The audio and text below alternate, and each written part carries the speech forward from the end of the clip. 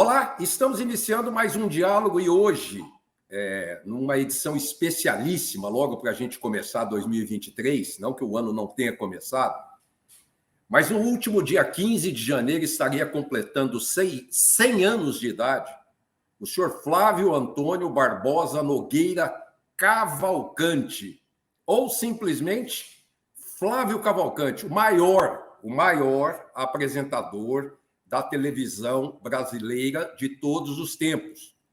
Quem viu televisão dos anos 60 e nos anos 70 ouvia alguma coisa do tipo: nossos comerciais, por favor, um instante, maestro, e nomes que nós vamos falar daqui a pouco que saíram da mão dele para o estrelato.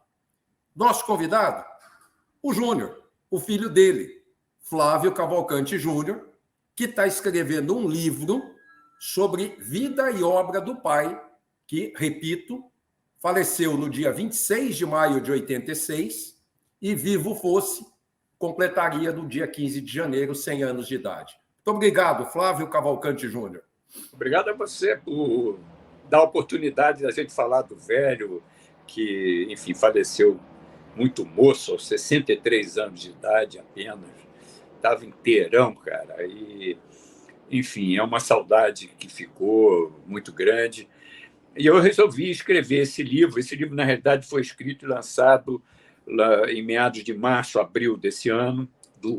Desculpa, desse ano, do ano passado. Do ano passado, 2022.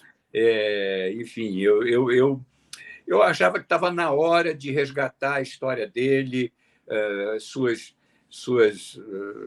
andanças pelo mundo, suas matérias, seu estilo polêmico, enfim, não deixar a memória dele se apagar. E a intenção do livro foi essa. Eu acho que atingiu, eu acho que o livro teve uma boa repercussão, foi recebido muito carinhosamente, até pela mídia, que não costuma ser carinhosa com coisa nenhuma, mas...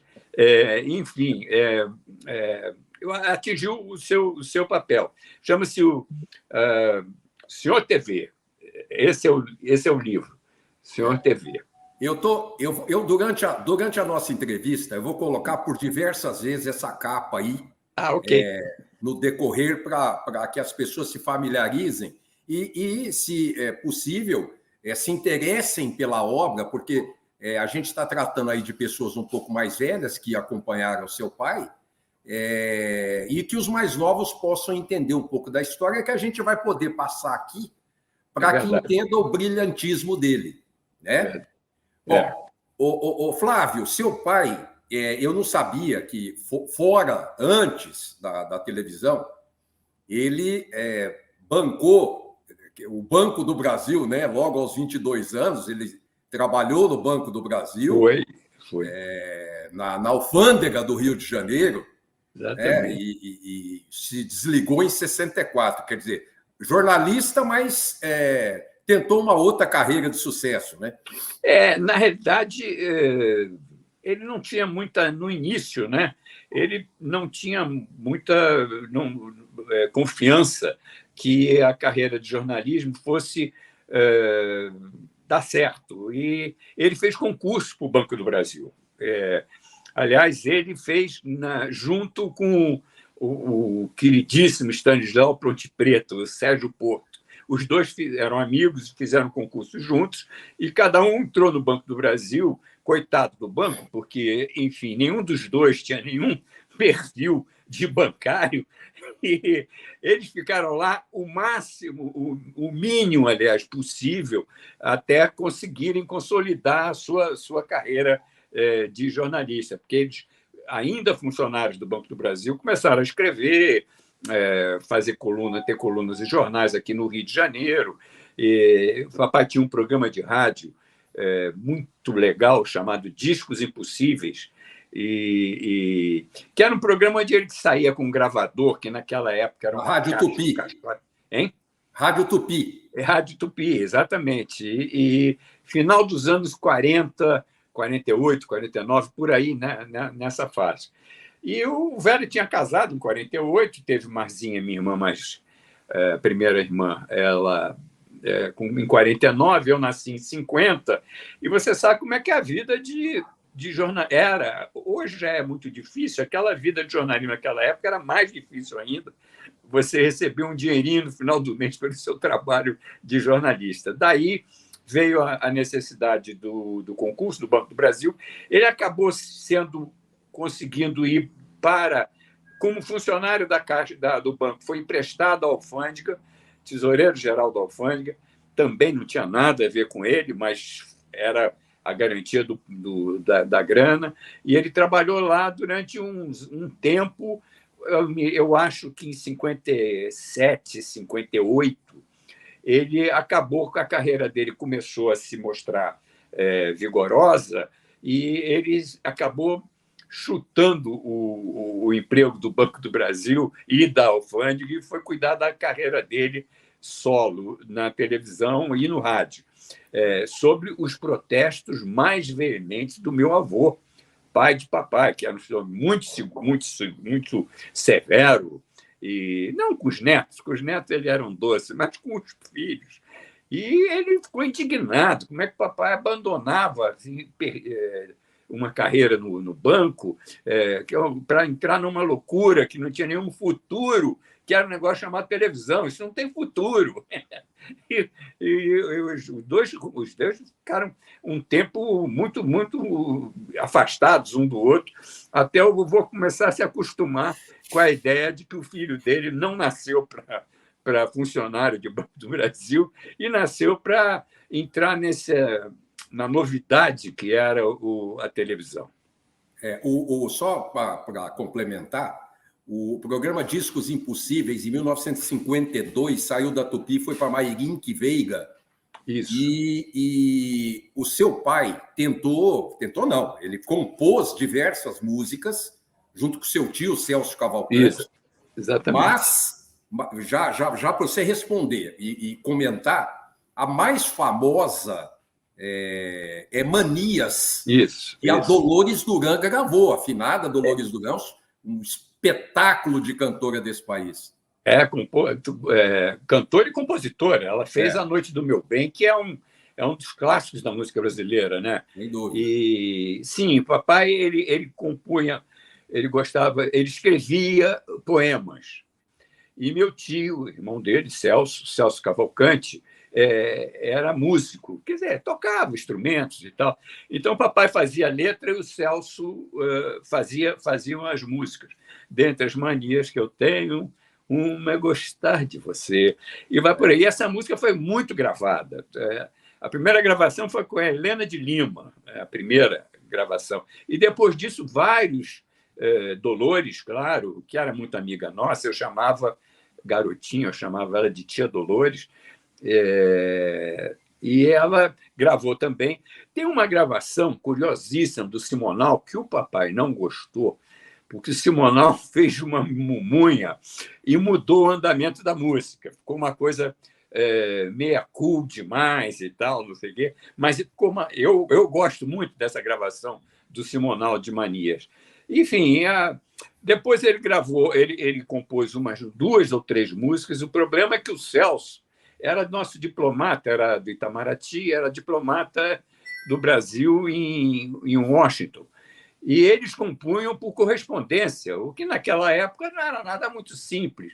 Você imagina, o Celso mandava uma fita onde ele gravava a música, mandava pelo malote do Itamaraty, o papai ia até o Itamaraty, que na época ainda era no Rio de Janeiro, ia lá, apanhava a fita e ele fazia a letra em cima da música do Celso, e mandava de volta para ele, e ele ia acrescentando e tal. Os dois faziam essa música, um lá nos Estados Unidos, em Washington, e outro aqui no Brasil. Não é mole. Não é mole. Eles fizeram 2 ou 3 músicas que fizeram algum sucesso. Manias foi o maior sucesso de todos, mas aconteceu uma tragédia. O Celso morreu muito garoto, morreu com 30 e poucos anos de idade, lá em Washington, aqueles infartos fulminantes que levam algumas pessoas que a gente nunca esquece. Papai ficou tão frustrado, tão dolorido com com essa perda do irmão, do querido irmão dele, parceiro, que resolveu não compor mais. Ele nunca mais compôs. Ficaram essas músicas, as primeiras músicas, e ele não quis mais compor. Depois, me parece, eu estou lembrando que agora, que eu acho que ele fez uma música em parceria com Sérgio Bittencourt, já no início dos anos 70. Mas eu não me lembro, eu não tenho essa música, eu acho que não foi gravada. Então, essa é a história do Flávio em termos de música. Mas como ele gostava muito da área, ele começou a fazer aquele programa Instante Maestro, que era o programa de crítica musical. Eu vou falar disso daqui a pouquinho. Okay. Eu vou chamar um intervalo, mas antes eu queria dizer que o Flávio, antes desse sucesso todo na TV, basicamente em 57, ele também, junto com o Jacinto de Tormes, ele fez os programas Nós, os Gatos, isso, na Rádio Mairinque Veiga também, e tudo isso serviu para alavancar o sucesso desse Flávio Cavalcante. Comemorando, não sei se eu posso dizer comemorar, mas para mim é uma comemoração falar em Flávio Cavalcante, o maior apresentador da televisão brasileira, junto com seu filho, Flávio Cavalcante Júnior, que o pai estaria completando 6 anos, vivo fosse, no dia 15 de janeiro próximo passado. 100 anos. 100 anos. E aí, em 1957, um instante, maestro. Exatamente. O Flávio, seu pai, tinha uma característica, aí eu vou falar a minha opinião. A independência dele, quer dizer, você falou do Simonal, por exemplo, que foi questionado muito dentro da ditadura militar, foi massacrado pelos colegas, pelos artistas. O seu pai foi um cara que não se deixou levar e não teve boca mole em momento nenhum dentro da sua vida jornalística. Verdade. Então, até para falar, um instante, maestro, era com uma certa autoridade, era com um certo respeito que ele fazia isso naquele programa que ele lançou.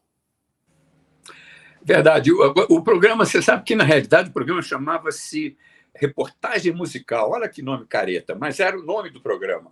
O Instante Maestro foi uma marca que ele criou para, quando abriu o programa, tinha o conjunto do Maestro Cipó, inesquecível Maestro Cipó. O conjunto fazia a abertura musical do programa e o velho fazia essa passagem, um instante maestro, fazendo aquele gestual com a mão para que o maestro parasse. E isso virou uma marca e acabou virando o nome do programa, que ele foi lançado como reportagem musical. E daí ele partiu para fazer, ele se apaixonou por essa televisão e aí entrou no Noite de Gala, que era um programa, era um fantástico dos anos 50, talvez o primeiro grande espetáculo programa de televisão, um show, tinha participação de artistas estrangeiros. Noite de Gala já foi na TV Rio. Isso, na TV Rio. Isso. Começou na TV Rio, depois ele teve uma passagem pela Tupi, mas o grande momento dele, o lançamento dele foi na TV Rio, pelas mãos e obra e criatividade de um empresário fantástico chamado Abraão Medina, isso, que tinha uma rede de lojas de eletrodomésticos no Rio de Janeiro chamado Rei da Voz. E o programa de televisão era patrocinado pelo Rei da Voz, que, obviamente, qual era o maior produto que ele tinha para vender? Televisão. E televisão, naquela época, pouca gente tinha, poucas famílias tinham.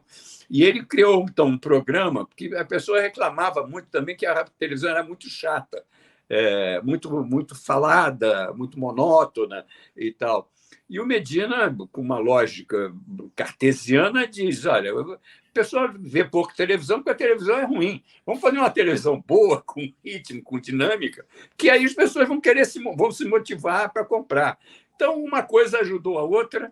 O Medina passou a ganhar muito dinheiro vendendo aparelho de televisão, Ele patrocinava a Noite de Gala, mas vendia os aparelhos porque as pessoas queriam ver Noite de Gala. E aí outros programas vieram atrás. Tem um detalhe que é importante dizer, para situar as pessoas, é o seguinte: esse programa era eminentemente carioca, local. Na época não tinha satélite, não tinha Embratel. Então, o programa não passava no Rio, em São Paulo, não passava em nenhum lugar do Brasil. Não tinha nem videotape, cara. Os programas eram ao vivo mesmo. Então, o Papai aconteceu e fez sucesso a partir, único exclusivamente nessa fase inicial, aqui da cidade do Rio de Janeiro, onde ele era queridíssimo. Só para te ajudar, a transmissão nacional do seu pai foi em 1970. Isso, logo depois da Copa. Já no programa Flávio Cavalcante.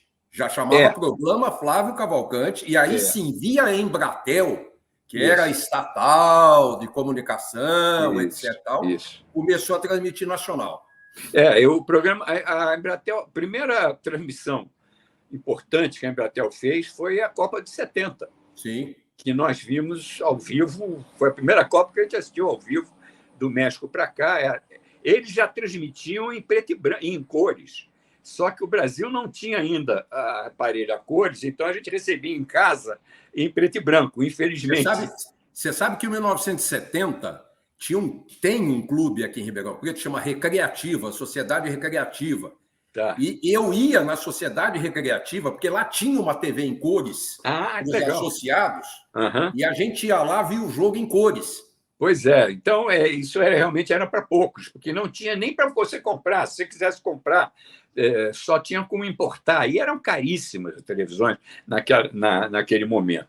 Então, aí, quando acabou a Copa do Mundo, eles descobriram que os programas poderiam passar a ser nacional. E a Embratel estava aí prontinha para distribuir o sinal. Nos primeiros momentos, demorou muito chegar o sinal, demorou a chegar em Manaus, no Amazonas. Mas o resto do Brasil todo passou a ser coberto. E aí que o programa ganhou corpo nacional e virou um programa importante aí, um dos mais importantes programas da televisão, sem dúvida nenhuma. Você falou do Maestro Cipó, do Instante Maestro. Claro, eu quero lembrar da Grande Chance, Sua Majestade e a Lei, outros programas que culminou depois com o programa Flávio Cavalcante. Mas nos programas do seu pai, os talentos foram revelados ali, né? Eu me lembro, você falou do Maestro Cipó, do Maestro Erlon Chaves. Meu amigo, o Erlon ia ser meu padrinho da minha filha, que estava para nascer. A gente não sabia ainda se era filho ou filho, mas a Suzana, minha mulher, estava grávida, e nosso maior amigo era o Erlon, que já tinha sido um dos nossos padrinhos de casamento. E foi uma dor tremenda. O Erlon faleceu 15 dias antes da... Hein? Muito cedo.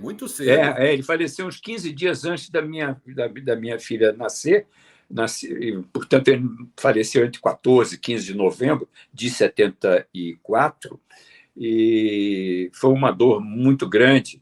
E ele era o cara que fazia os arranjos do programa do papai. Era um maestro arranjador, teve uma banda chamada Banda Veneno, que fez muito sucesso. Isso. Era uma pessoa queridíssima e muito amiga nossa, enfim. Deixou muita saudade. Eu só não posso deixar passar que, por volta da época que seu pai, do Abrão Medina, do Noite de Gala, que o Celso estava nos Estados Unidos, o seu pai conseguiu o furo de entrevistar o John Fitzgerald Kennedy na Casa Branca.